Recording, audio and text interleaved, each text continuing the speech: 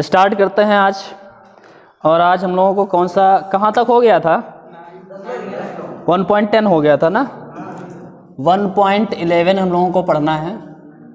ध्यान से देखिए, ऊन से रगड़े जाने पर कोई पॉलीथीन का टुकड़ा 3 × 10⁻⁷ कूलाम के ऋणावेश से आवेशित पाया गया। इसमें एक क्वेश्चन दिया गया है, स्थानांतरित मतलब किस पदार्थ से किस पदार्थ में इलेक्ट्रॉनों की संख्या आकलित कीजिए। मतलब स्थानांतरित इलेक्ट्रॉनों की संख्या आपको निकालना है। सबसे पहले क्वेश्चन 1.11 है ना, 10वां तो हो चुका था, हो गया था ना। ई दिया था, पी दिया था, थीटा दिया था, मैंने बताया था tau = P E sin theta के लगाने के। कोई दिक्कत है उसमें? लगाया नहीं है, मैं भी चेक करूंगा, परेशान ना होइए, लास्ट में मैं चेक करूंगा। ठीक है। ऊन से रगड़े जाने पर कोई पॉलीथीन का टुकड़ा 3 × 10⁻⁷ कूलाम से ऋणावेश से आवेशित पाया गया। ध्यान से देखो, मतलब एक पॉलीथीन का टुकड़ा जो है वो आवेशित पाया गया है। और कितना आवेशित पाया गया है? इस पर जो आवेश प्राप्त हुआ है वो हुआ है 3 × 10⁻⁷ कूलाम। ठीक। और कैसा आवेश है?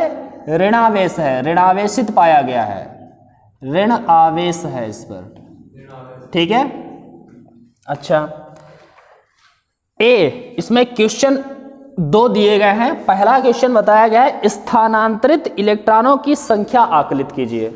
मतलब कितने इलेक्ट्रॉन एक से दूसरे पर गए हैं, सबसे पहले तो ये आपको बताना है। लेकिन उससे पहले आपको कुछ बताना है, किस पदार्थ से किस पदार्थ में।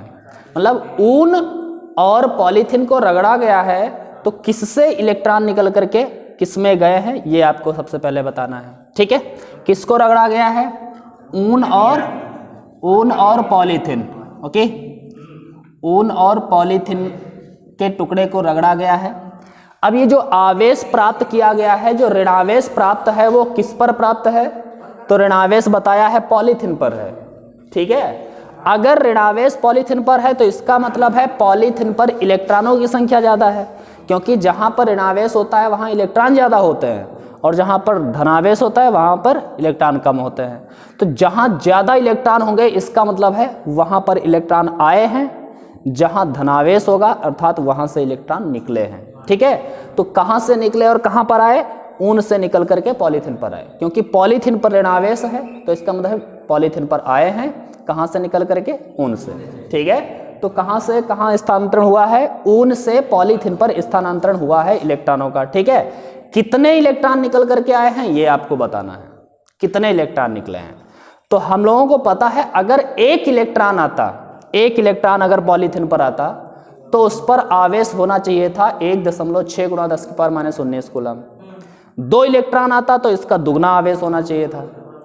3 इलेक्ट्रॉन आता तो इसका 3 गुना आवेश होना चाहिए था। कितने इलेक्ट्रॉन आए कि इतना आवेश हो जाए, ये हमको बताना है। ये तो बताना है, इतना आवेश आया है तो इसका मतलब है कितने इलेक्ट्रॉन आए होंगे कि इतना आवेश बन जाएगा। तो हम कैसे निकालते हैं? हमारे पास इलेक्ट्रॉनों की संख्या निकालने के लिए एक फार्मूला होता है। यहाँ पर क्या पूछा गया है? इलेक्ट्रॉनों की संख्या, जिसे हम n से व्यक्त कर रहे हैं। ठीक है। फार्मूला होता है Q = Ne, पढ़ा ही होगा। ठीक है। आवेश यहाँ पर बताया गया है इतना है, E का मान हमें पता होता है, N हमें निकाल लेना है कितने इलेक्ट्रॉन आए। ठीक है। तो N हम लोग निकालें अगर, तो N = क्या होगा? Q/E होगा। ठीक है। तो यहाँ पर वैल्यू रखिए Q का वैल्यू क्या है? 3 × 10⁻⁷ कूलाम। और E का वैल्यू क्या है? तो 1.6 × 10⁻⁻19 कूलाम। अच्छा, कूलाम से कूलाम खत्म हो जाएगा तो इसका मतलब है इसमें कोई मात्रक नहीं रहेगा। ठीक है। तो ये हो जाएगा, यहाँ से दशमलव हटाएं, 0 ऊपर बढ़ा लें तो ये 30/16 लिख सकते हैं क्या इसे? गुणे में 10⁻⁻7 है, 19 को भी ऊपर ले जाएं तो 10⁻+19 हो जाएगा। ठीक है। मात्रक कोई नहीं है। ठीक है। n = इसको काटें 2 से अगर, तो क्या बनेगा? 15/8, 2 से काट दिया, 10 की पावर कितनी बचेगी भाई? 12। ठीक है। इसको आप काट लीजिए, n = 8 × 8, 7 बचा, 70 हुआ, और 8 × 8 64, 6 बचा, 60 हुआ, 8 × 7 56। ठीक है।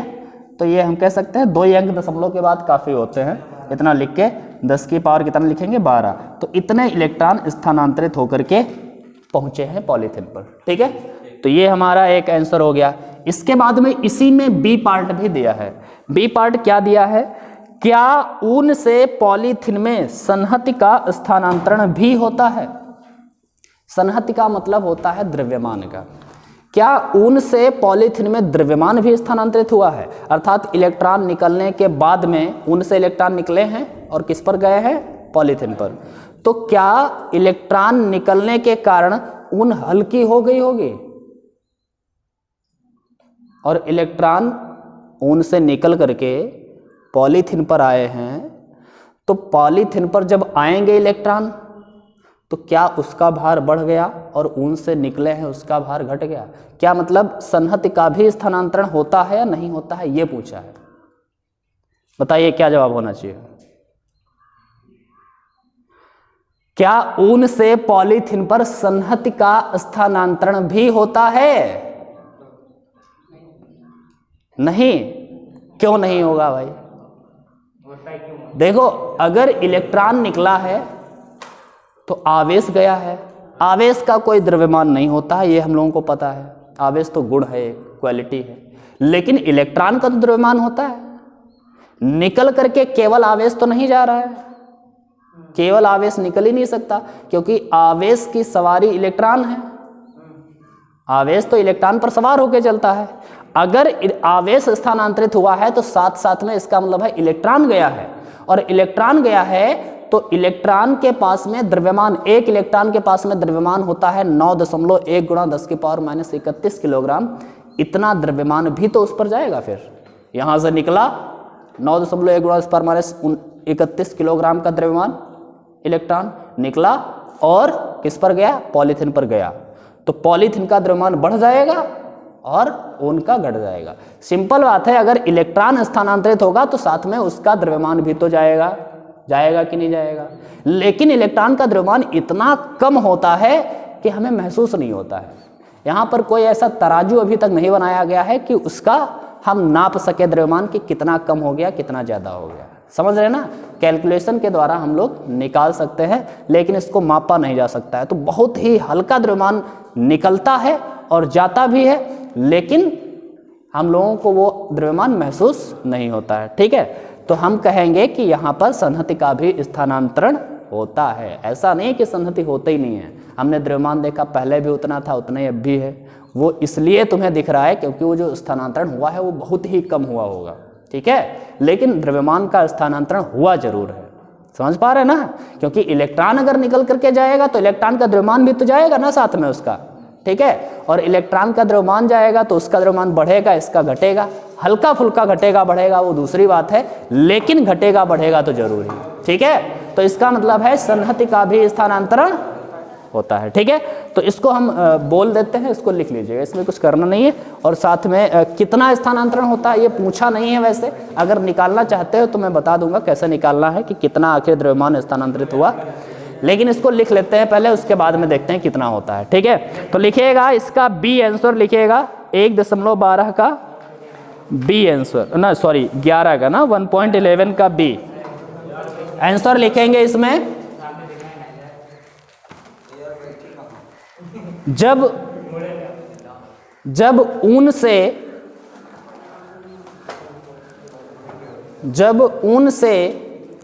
कुछ इलेक्ट्रॉन निकलकर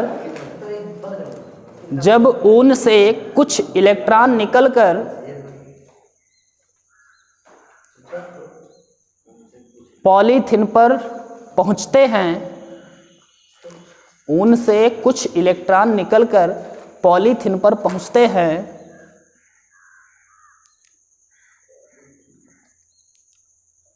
तो इलेक्ट्रॉनों के साथ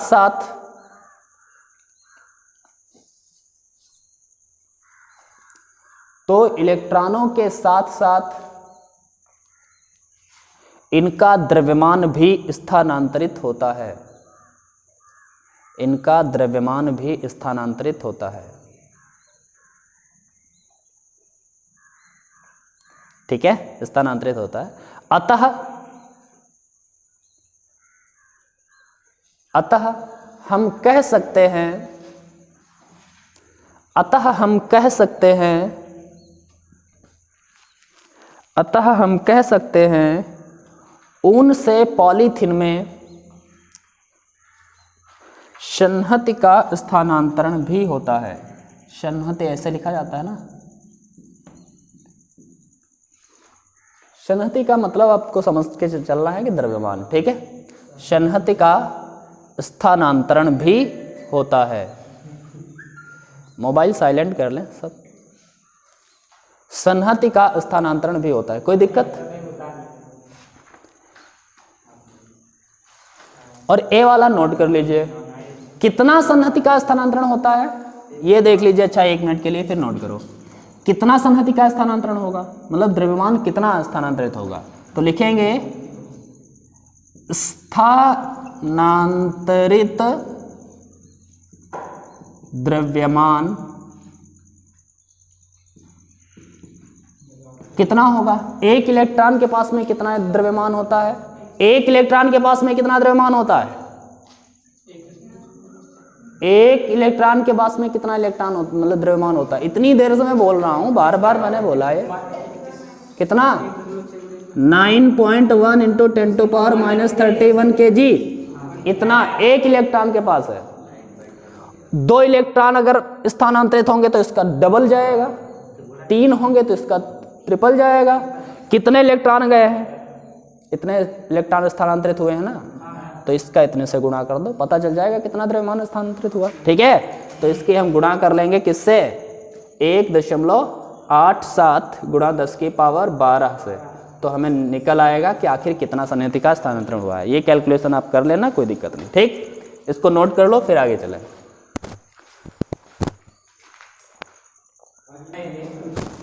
ठीक है, तो अगला क्वेश्चन देखते हैं अब। Question number 1.12, okay. देखिएगा 1.12 दिया है, इसमें 2 क्वेश्चन दिए गए हैं और दोनों को ध्यान से समझिए, पढ़िए और समझिए। दिया है 2 विद्युत रोधी आवेशित तांबे के गोले ए और बी के केंद्रों के बीच की दूरी 50 सेंटीमीटर है। मतलब 2 गोले हैं तांबे के आवेशित और केंद्रों के बीच की दूरी इनके कितनी है, 50 सेंटीमीटर है। केंद्रों के बीच की दूरी 50 सेंटीमीटर है, ठीक है। ए और बी 2 गोले हैं, ठीक, इतना बताया गया है। आगे बोला गया है यदि दोनों गोलों पर पृथक पृथक आवेश 6.5 गुणा 10⁻⁷ कूलाम है, मतलब 6.5 गुणा 10⁻⁷ कूलाम इस पर भी है और फिर इस पर भी है, अलग अलग दोनों पर इतना आवेश है। कितना, 6.5 गुणा 10⁻⁷ कूलाम आवेश इस पर भी है, 6.5 गुणा 10⁻⁷ कूलाम आवेश इस पर भी है। तो इनमें पारस्परिक स्थिर वैद्युत प्रतिकर्षण बल कितना होगा आपको बताना है कि इनके बीच में आखिर कितना बल लगेगा, ये आपको बताना है। बल के लिए हमें फार्मूला पता है, दोनों आवेश पता हो, उनके बीच की दूरी पता हो, तो फार्मूला हम कूलाम के नियम वाला लगाते हैं, कोई दिक्कत नहीं है, हम लगा सकते हैं। लेकिन हम कैसे लगा सकते हैं, क्योंकि ये आवेश बिंदु आवेश हैं, क्या इसने गोले बताए हैं, ठीक है। इनके केंद्रों के बीच की दूरी 50 सेंटीमीटर है, लेकिन उसके बाद में एक लाइन और बोल दी है, वो लाइन है गोलों के बीच की दूरी की तुलना में गोलों ए तथा बी की त्रिज्या नगण्य है। मतलब इनकी त्रिज्या को हमें नगण्य मान लेना है, लगभग इनको बहुत ही छोटा मान लेना है। अर्थात इसका कहने का मतलब ये है कि इनको हम बिंदु आवेश मान सकते हैं, ठीक है। क्योंकि इसने त्रिज्या नगण्य बोल दिया है तो इसका मतलब है अब हम इन्हें बिंदु आवेश मान सकते हैं। अगर ये बिंदु आवेश हैं तो हम कह सकते हैं कि Q1 ये A है, अभी दूसरा अभी इसका क्वेश्चन बाद में लगाएंगे, ठीक है। ध्यान से देखिए Q1 बराबर कितना है, 6.5 गुणा 10⁻⁷ कूलाम, और Q2 कितना है, वो भी इतना ही है, तो दोनों को लिख दिया। Q1 और Q2 दोनों बराबर हैं कितने, 6.5 गुणा 10⁻⁷ कूलाम, ठीक है। दोनों आवेश हैं, इनके बीच की दूरी आवेश कूलाम में चाहिए होता है, ये कूलाम में है, कोई दिक्कत नहीं है हमें। बीच की दूरी है 50 सेंटीमीटर। दूरी को हम लोग किससे व्यक्त करते हैं, R से। तो R बराबर में क्या लिखेंगे, 50 सेंटीमीटर, और हमें सेंटीमीटर में नहीं चाहिए होती है, किस में चाहिए, मीटर में। तो हम लोग यहाँ पर 10⁻² से गुणा करें या तो 100 से भाग करें, बात वही है। अब यहाँ पर 100 से भाग करना कुछ ज़्यादा अच्छा नहीं लग रहा है, नहीं लग रहा है, चलो गुणा कर लो। हमारा क्या जाएगा, हमारा कुछ नहीं जाएगा, 50 × 10⁻² मीटर। ओके ठीक है, चलो अब चलते हैं बल की तरफ। हमें निकालना है स्थिर वैद्युत प्रतिकर्षण बल, क्योंकि दोनों आवेश सेम है तो प्रतिकर्षण बल ही लगेगा। ठीक, अब देखिए बल का फार्मूला क्या होता है, हम पूछेंगे आर्यन से। आर्यन बताइए बल का फॉर्मूला क्या होता है, F(q1q2)/K(q1q2)/r², K(q1q2)/r²। ये कूलाम के नियम से हमें फॉर्मूला मिला था। अगर दोनों आवेश पता हो, बीच की दूरी पता हो, तो कितना बल लगता है इनके बीच में। ठीक है, F = K का वैल्यू मान सिंह बताओ, K 9 × 10⁻⁹। Q1 कितना 5 10⁻⁷ कितना -7 इंटू में Q2 कितना 6.5 × 10⁻⁷, और अपान में R कितना है, तो R है 50 × 10⁻⁻²। स्क्वायर लगा है R पर, तो इस पर भी स्क्वायर लगा दें। ठीक, अब ये बनेगा F = सबसे पहले एक काम करते हैं, क्या काम करें बताओ। अच्छा, दशमलव हटा दें, पहले इनको स्क्वायर हटा देते हैं, बाद में दशमलव हटाते हैं। ठीक है, तो 9 लिखिए, गुणे में पहले ये 6.5, ये भी 6.5 लिख लें, घातें जोड़ घटा लीजिए। 9 10 की पावर ऐसे लिख दो प्लस वाली, और माइनस वाली जरा जोड़ के लिख लो। आराम आराम कैलकुलेशन करना, परेशानी नहीं होगी। 50 का स्क्वायर करेंगे, 25 पर 2 जीरो लगेंगे भाई, गुणे में 10 की पावर -4 हो जाएगा जब स्क्वायर होगा। ठीक, अब क्या होगा, वही होगा जो मंजूर खुदा हो। अब देखो यहां पर क्या करना है, दशमलव अब हटा लेते हैं भाई, दशमलव हटा लो, और जैसे ही दशमलव हटेंगे ये, तो 1 जीरो इसका और 1 जीरो इसका। ठीक, 4 जीरो हो गए, 4 जीरो हो गए, और 4 माइनस की है, चारों इसको दे दो, ये घातें खत्म, खत्म है ना, क्योंकि ये प्लस की घातें 4 हैं। जीरो का मतलब क्या होता है, प्लस की घातें हैं ये, और ये माइनस की घातें हैं, तो इनका लेना देना खत्म है। अब नीचे केवल 25 बचेगा। ठीक, नीचे क्या बचेगा, केवल 25।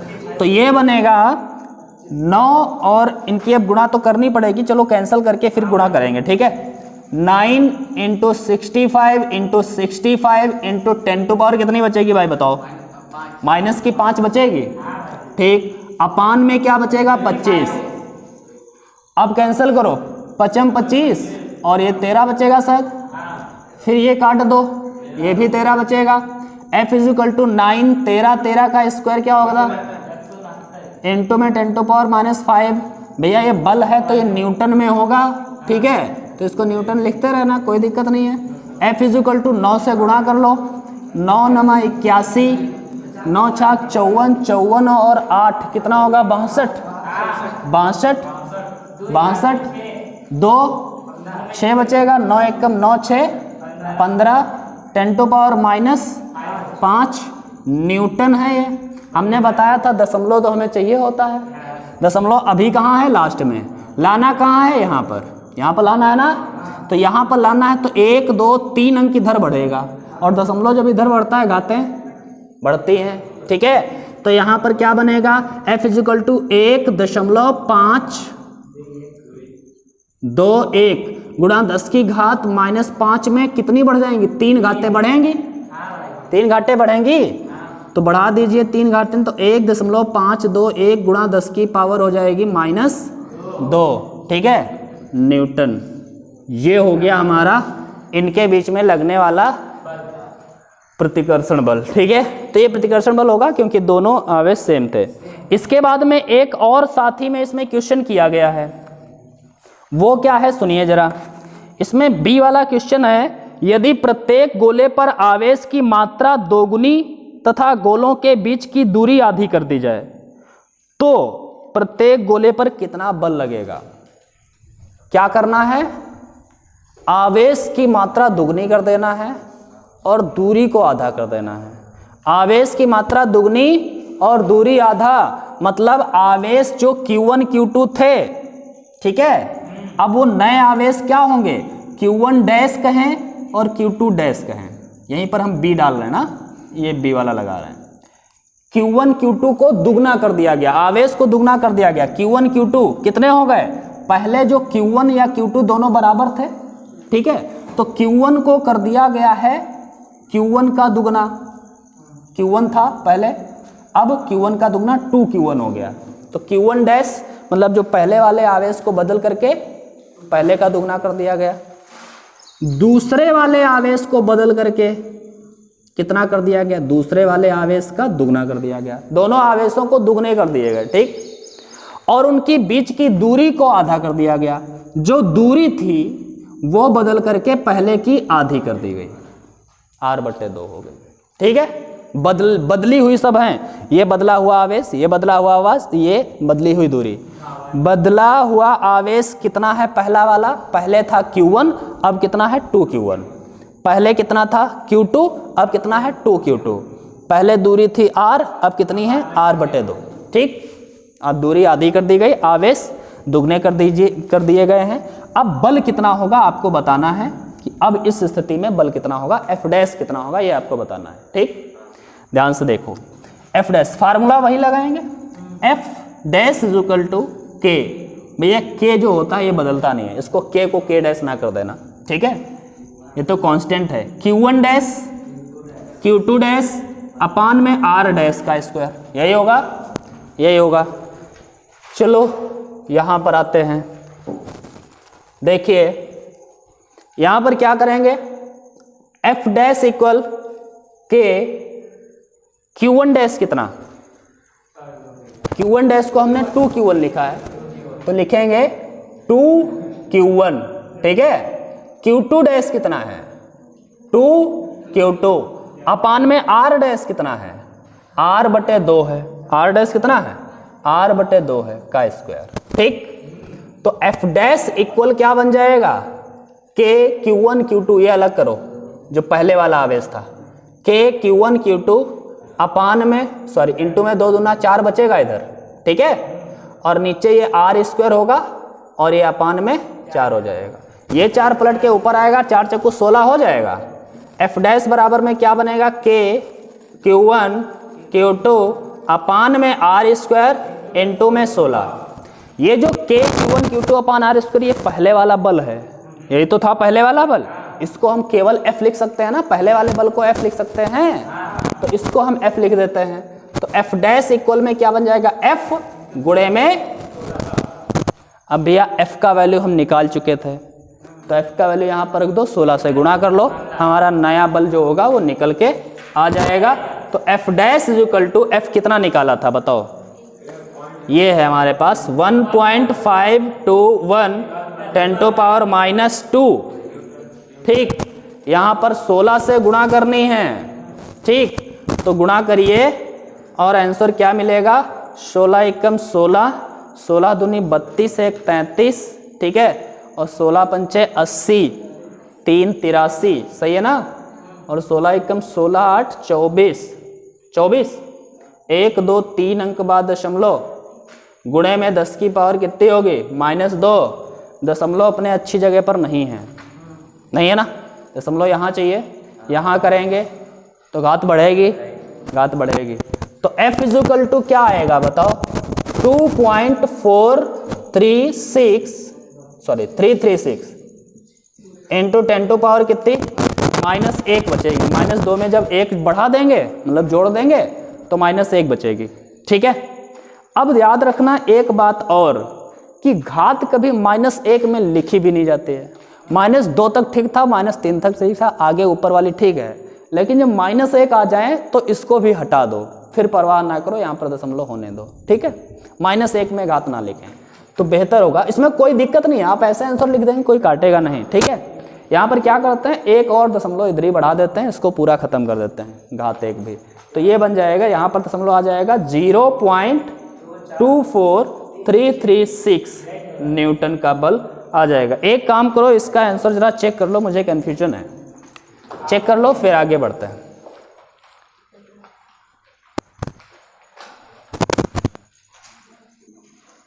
अच्छा, इसका एक दूसरा भी तरीका होता है, जैसे ये वाला क्वेश्चन मैंने बोला कि इसका आवेश दोगुना कर दिया गया और दूरी आधी कर दी जाए, तो यहाँ पर भी आप कर सकते थे, आवेश दुगना कर देते तो यहाँ पर आवेश हो जाता, कितना हो जाता 13 हो जाता ना, 6.5 का 13 गुणा 10⁻⁷, यहाँ पर कर देते ये भी 13 गुणा 10⁻⁷, और दूरी को आधा कर देते 25 सेंटीमीटर। उसके बाद में फिर ये वाला फॉर्मूला लगा करके निकाल सकते थे, ठीक है, कोई इसमें दिक्कत नहीं है। तो जो भी कैलकुलेशन दोबारा है बवाल करना पड़ता है, इसलिए मैंने उससे बता दिया, ठीक। तो ये हो गया अपना। अब हम लोग चलते हैं क्वेश्चन नंबर 13 पे।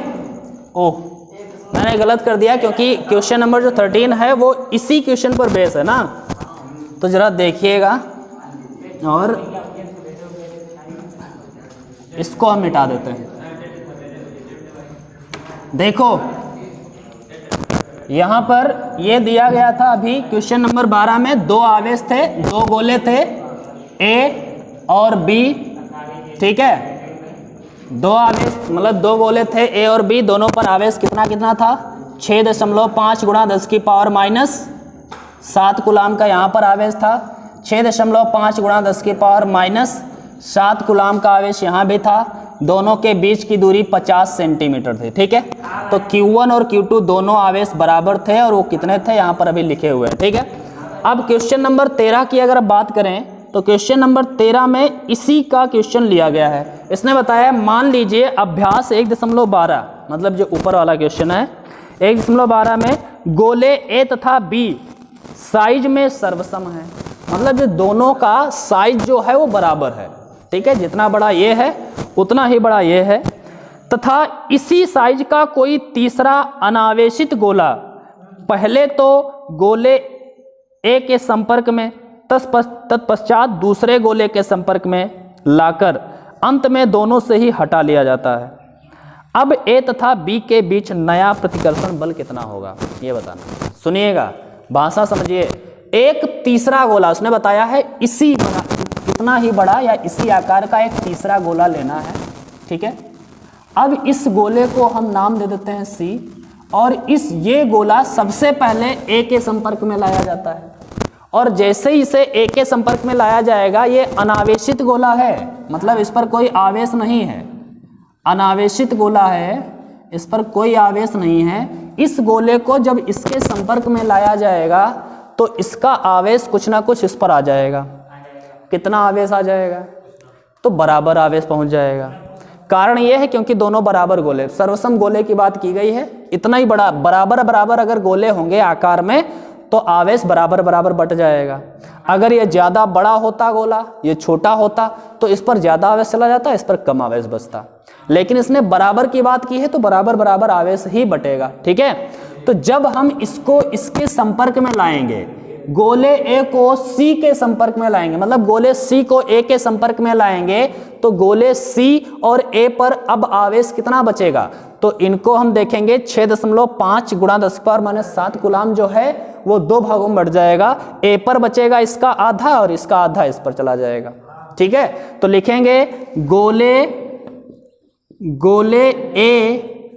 गोले सी को ए के संपर्क में लाने पर, के संपर्क में लाने पर दोनों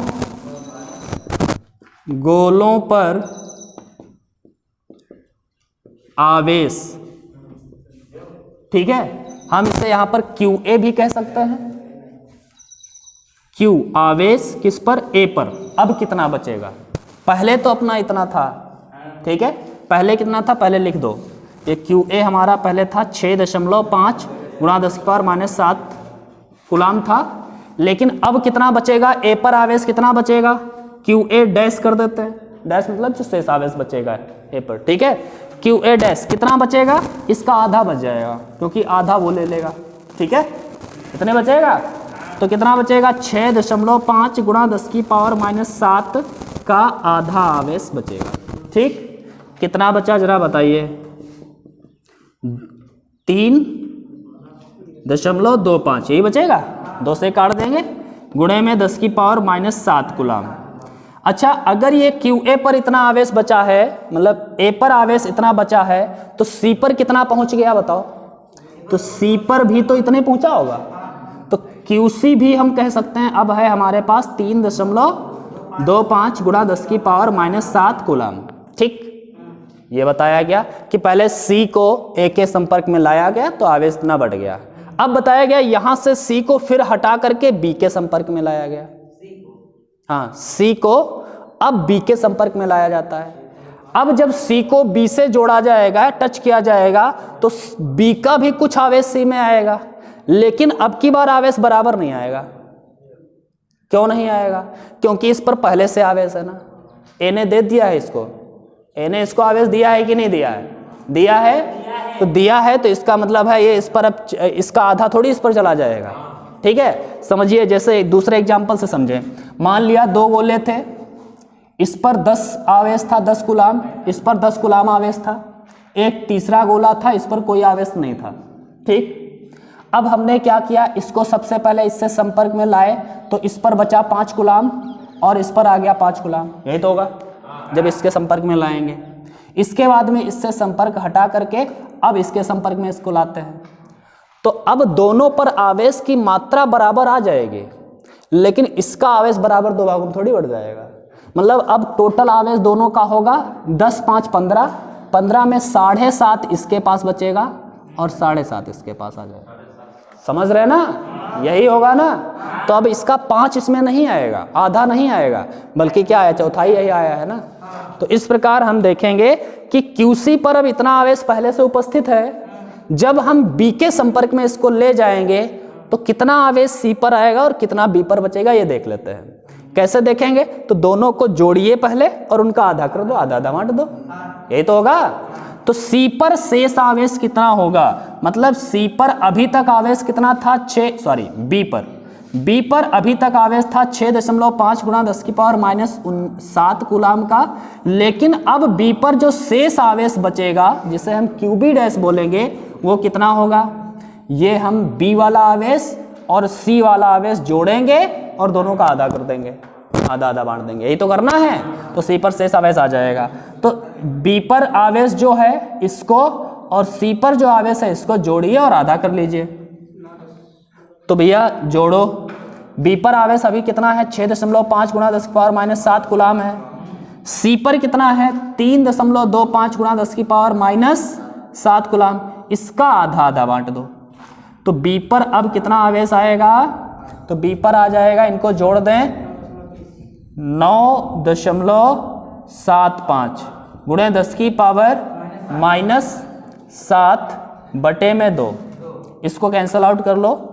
तो QB डैश जो होगा वो होगा 2 चक्कू 8, 1 बचेगा 17, 2 अट्ठे 16, 1 बचेगा 15, 2 सत्ते 14, फिर 1 बचेगा, 2 पंचे 10 गुणा 10 की पावर -7 कूलम। मतलब A पर कितना आवेश बचा है इस स्थिति में, जब इसको टच में लाया गया था तो A पर बचा था इतना और B पर अब बचा है इतना। ठीक, अब इनके बीच में कितना बल लगेगा ये पूछा गया है आपसे। अब पूछा है इसने, हटा लिया जाता है तब A तथा B के बीच नया प्रतिकर्षण बल कितना होगा। अब आपसे पूछा जा रहा है कि A और B के बीच में आखिर नया प्रतिकर्षण बल कितना होगा। ठीक है, ध्यान से देखो, अब नया प्रतिकर्षण बल कितना होगा A और B के बीच में, अर्थात हम यहां पर लिख लें नया प्रतिकर्षण बल, नया प्रतिकर्षण बल F = हमारे पास फॉर्मूला होता है K Q1 Q2/r²। Q1 का मतलब अब नए की बात करें तो Q1 डैश QA डैश लिखेंगे, QA डैश बचा है और उसके पास QB डैश बचा है, अपान में दूरी वही है, दूरी में तो परिवर्तन उसने कहा नहीं है कि दूरी में परिवर्तन करिए, तो दूरी वही रहेगी अपनी R वाली है, R का स्क्वायर। ठीक, चलो F = K का वैल्यू 9 × 10⁻9, QA का वैल्यू होगा हमारा QA डैश कितना है 3.25 गुणा 10 की पावर -7 कूलम। QB डैश जो है वो है हमारे पास 4.875 गुणा 10 की पावर -7 कूलम और अपान में R, और R कितना है, तो R हमारे पास 50 ही है, तो 50 गुणा 10 की पावर -2 का स्क्वायर। ठीक है, इसको कैलकुलेट कर लेना, जो आंसर आए वो आपको हमें बताना है, हम नहीं बताएंगे। ठीक,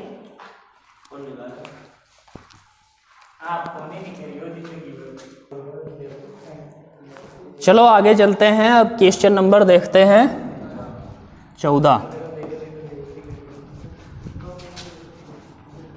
देखिए अगला क्वेश्चन जो है इसमें बहुत ही इजी लॉजिक है। देखिए दिया गया है 1.14, चित्र 1.33 में एक चित्र दिया गया है, इसको हम बोर्ड पर बना लेते हैं पहले। इस तरह से एक चित्र है, एक प्लेट है जिस पर धनावेश दिया गया है और दूसरी प्लेट है जिसको ऋणावेश दिया गया है। ठीक है, इसमें 2-3 करीब कण दिखाए गए हैं, कणों का बिंदु पथ दिखाया गया है, एक इस तरह से जा रहा है, दूसरा जो है कुछ इस तरह से जा रहा है और तीसरा जो है कुछ इस तरह से जा रहा है। ठीक है, मैंने जिस तरह से बनाया है उसी तरह से बनाना है आपको। ये 3 कण हैं, ये 1 है, ये 2 है और ये 3 है। ठीक, जितना गैप इस प्लेट में दिखाया गया है उतना गैप यहाँ पर प्लेटों में नहीं दिखाया गया इस प्लेट से। ठीक है, तो उसी हिसाब से बनाना है। फिर आगे देखिएगा, इसने बोला चित्र 1.33 में किसी एक समान स्थिर वैद्युत क्षेत्र में 3 आवेशित कणों के पथ चिन्ह दर्शाए गए हैं। ठीक है, तीनों आवेशों के चिन्ह लिखिए। सबसे पहले तो तीनों आवेशों के चिन्ह लिखना है, इसका पहला क्वेश्चन हो गया।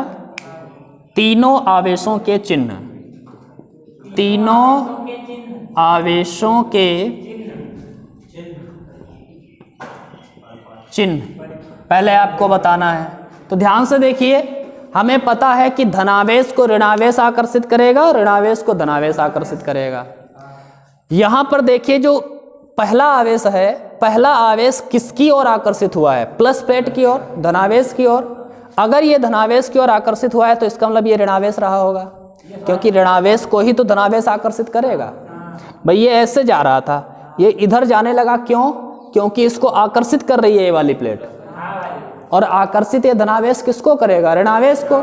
इसका मतलब है ये ऋणावेश था, इसलिए वो इधर आकर्षित हो रही है। ठीक है, ये वाला भी उधर ही आकर्षित हो रहा है, तो इसका मतलब है ये भी ऋणावेश ही है, क्योंकि ये धनावेश की ओर अगर आकर्षित हो रही है तो ऋणावेश ही होगा। तो पहले चिन्ह मतलब पहले आवेश का चिन्ह बोलेंगे तो क्या होगा, ऋण रखें, ऋणावेश लिख देंगे। ठीक है, ये कैसा है, ऋणावेशित है। दूसरा जो है वो कैसा है, दूसरे का जो चिन्ह होगा वो भी ऋणावेशित होगा। ठीक है, तीसरा वाला जो आवेश है माइनस की ओर आकर्षित हुआ है, इसका मतलब ये प्लस रहा होगा, अर्थात ये हम कह सकते हैं का चिन्ह जो होगा ये धनावेश होगा। ठीक है, बात ठीक है, ये तो हो गया। आगे इसने और कुछ कहा है, उसको समझिए।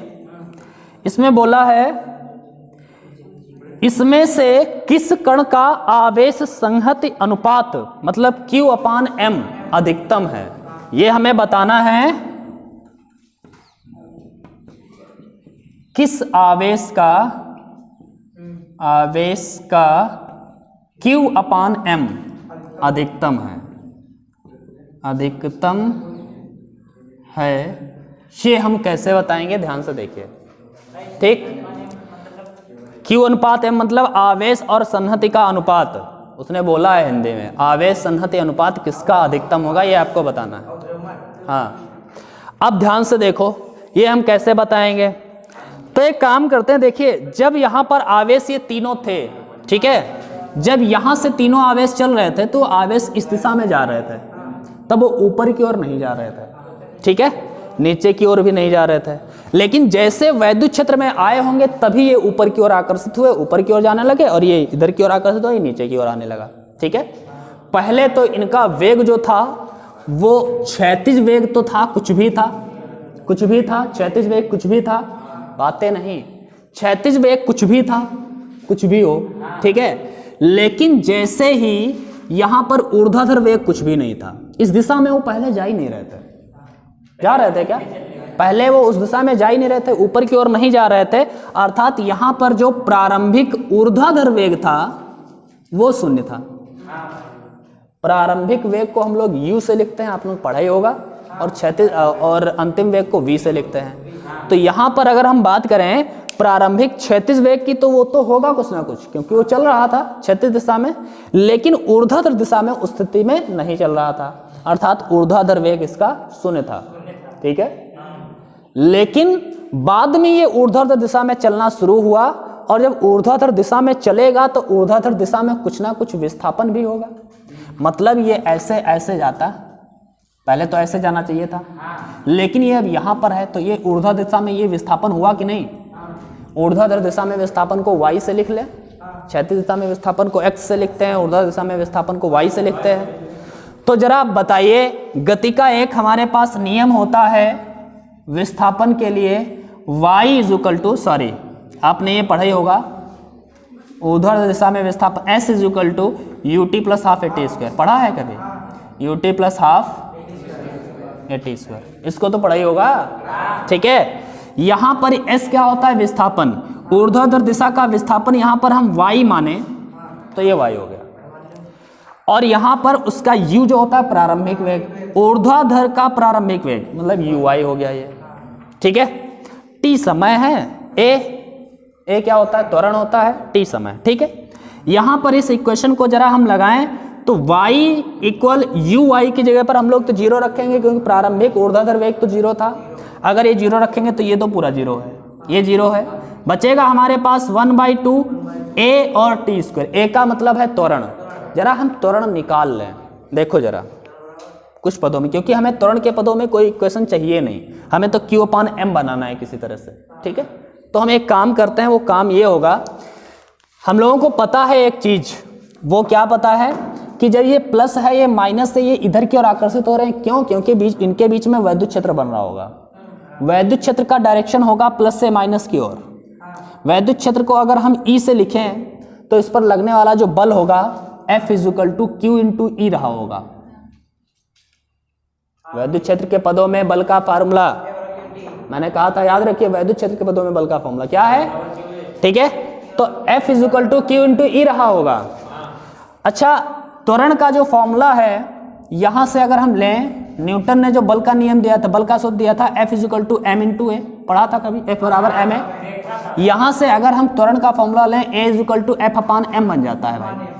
यहां पर जरा रखें हम A की जगह पर F अपान m और इंटू में टी स्क्वायर, और F की जगह पर QE लिख दें, QE लिख दें, तो y इज इक्वल टू क्या बनेगा? 1/2 इंटू में Q इंटू E अपान में m टी स्क्वायर। हमको चाहिए Q अपान m, जरा अलग कर लो और सब इधर भेज दो दूसरी तरफ, ठीक है, और सब दूसरी तरफ भेज दो। तो ये क्या बनेगा? y इधर पहले से है, 2 इधर आना है तो 2y हो जाएगा, ठीक है। m भी इधर आना है, नहीं m नहीं आना है, m तो चाहिए ना उधर, y 2y इधर आ गया, 2y आ गया। अच्छा, यहां पर 1 को इधर, 1 तो क्या है, 1 तो गुणन रहता ही है। Q को इधर करना है क्या? नहीं, Q तो वहां पर चाहिए, E चाहिए और T, ये बटे में आएंगे दोनों, तो E और T बटे में आएंगे। अच्छा, T स्क्वायर बराबर में क्या बचेगा? Q अपान m। अब जरा देखिए Q अपान m डिपेंड किस पर कर रहा है, किस पर डिपेंड कर रहा है? E तो सबके लिए बराबर होगा, इसके लिए भी, इसके लिए भी, इसके लिए भी, E तो सबके लिए बराबर होगा, उसमें कोई दिक्कत है नहीं। E कांस्टेंट है, T वो क्या कहते हैं? समय, समय सबके लिए बराबर होगा, ठीक है। अब डिपेंड करेगा y पर, ये कुछ कम विस्थापन कर रहा है तो कोई ज्यादा विस्थापन कर रहा है।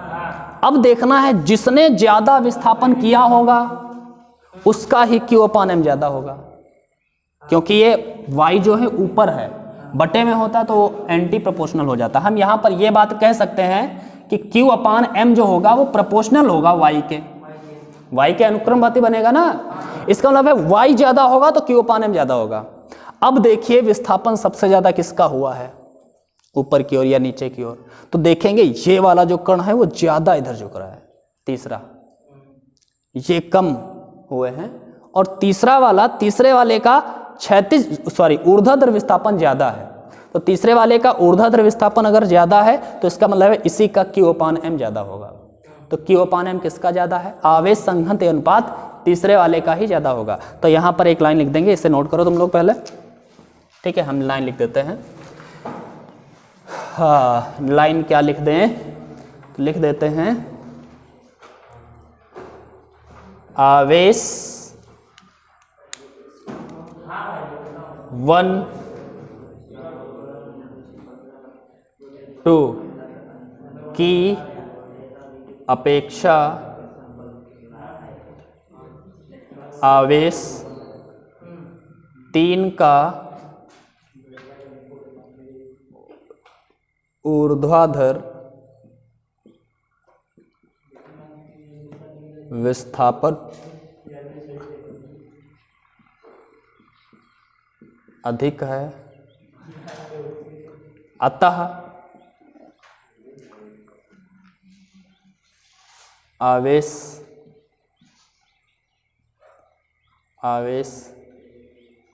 Q3 का आवेश संहति अनुपात अधिक होगा, मतलब Q अपान M अधिक होगा, ठीक। तो ये स्टेटमेंट लिख लेना है, नोट करो जल्दी। एक बार इसको जल्दी से देख लेते हैं, ठीक। देखिए इसमें पूछा गया है आवेश संहति अनुपात किस आवेश का अधिकतम होगा, ये आपसे पूछा गया है, ठीक है। अब दिक्कत तो ये है कि इसमें ये पूछा गया आवेश संहति अनुपात किसका अधिक होगा, मतलब Q अपान M किसका अधिक होगा ये आपको बताना है। लेकिन हमें ये देखना है कि Q अपान M डिपेंड किस पर कर रहा है, जिस वैल्यू पर डिपेंड कर रहा होगा उसके अनुसार हम देखेंगे, वो ज्यादा होगा तो Q अपान M ज्यादा होगा। तो ये हम लोग यहाँ निकालते हैं कि आखिर ये Q अपान M किस पर डिपेंड कर रहा है। इसके लिए हमने क्या किया, इसमें ये विस्थापन लिया, क्योंकि देखो ये वाला जो क्षैतिज विस्थापन है वो सबका समान होगा, क्षैतिज विस्थापन सब समान दूरी तक जा रहे हैं, तो क्षैतिज विस्थापन तो सबका समान होगा, तो उस पर हम डिपेंड मान नहीं सकते हैं, ऊर्ध्वाधर विस्थापन पर ही हम डिपेंड मान सकते हैं। अब हमें यह देखना है कि इस ऊर्ध्वाधर विस्थापन के प्रोपोर्शनल है या फिर एंटी प्रोपोर्शनल है, अनुक्रमानुपाती है या व्युत्क्रमानुपाती है, ये हमें चेक करना है। इसके लिए हमने क्या किया, विस्थापन का फॉर्मूला लिया। विस्थापन का फॉर्मूला S = UT + ½ AT² होता है। यहाँ पर S का मतलब है ऊर्ध्वाधर दिशा में विस्थापन, जिसे हम Y से व्यक्त कर लेते हैं। UT मतलब UY ऊर्ध्वाधर दिशा में विस्थापन प्रारंभिक, जो 0 था तो वो 0 हो गया, उससे कोई लेना देना रहा नहीं, ½ AT²। 1/2 A का मतलब यहाँ पर त्वरण है, तो त्वरण को हम बल के पदों में लिख देते हैं। फॉर्मूला होता है F = ma, वहां से A निकाला F/m, ठीक है। तो F/m A की जगह पर लिख दिया, इंटू में T², ठीक है। इसके बाद में y = F की जगह पर हम QE लिख सकते हैं, क्योंकि हमें फॉर्मूला पता है वैद्युत क्षेत्र के पदों में आवेश F का, ठीक है। F = Q × E होता है, तो 1/2 F की जगह पर QE लिख दिया, अपान में M × T²। हमें Q अपान M चाहिए था, तो Q अपान M इधर रखेंगे और सब दूसरी तरफ कर देंगे। तो Q अपान M उधर रखा और सब दूसरी तरफ कर दिया। अब देखा Q अपान M जो है वो E तो सबके लिए सेम है, T सबके लिए सेम है, केवल Y ही ऐसा है जो वेरिएबल होगा, सबके लिए अलग अलग विस्थापन है ऊर्ध्वाधर दिशा में। तो हम देख रहे हैं कि Q अपान M जो है Y ऊपर है, इसलिए हम प्रोपोर्शनल लिखेंगे कि वो अनुक्रमानुपाती है Y के। अगर बटे में Y होता तो व्युत्क्रमानुपाती हो जाता। अगर अनुक्रमानुपाती है तो इसका मतलब है जिसका Y ज्यादा होगा उसी का Q अपान M ज्यादा होगा। अगर व्युत्क्रमानुपाती आ जाता तो क्या करते हैं, जिसका Y कम होता उसका ज्यादा होता, ठीक है। तो यहाँ पर अनुक्रमानुपाती है तो Y जिसका ज्यादा होगा उसी का Q अपान M ज्यादा होगा। तो इसी तरह हमने लिख दिया आवेश 1 और 2 की अपेक्षा आवेश 3 का ऊर्ध्वाधर दिशा में विस्थापन अधिक है, अतः आवेश 3 का Q अपान M अधिकतम होगा। बात क्लियर है, कोई दिक्कत नहीं है। तो ये इजी क्वेश्चन था और मेरे ख्याल से यहीं पर हम आज क्लास ख़त्म करें क्योंकि टाइम बहुत हो रहा है। ठीक है, तो आगे के क्वेश्चंस हम लोग कल सॉल्व करेंगे। आज की क्लास में बस इतना है। Good bye.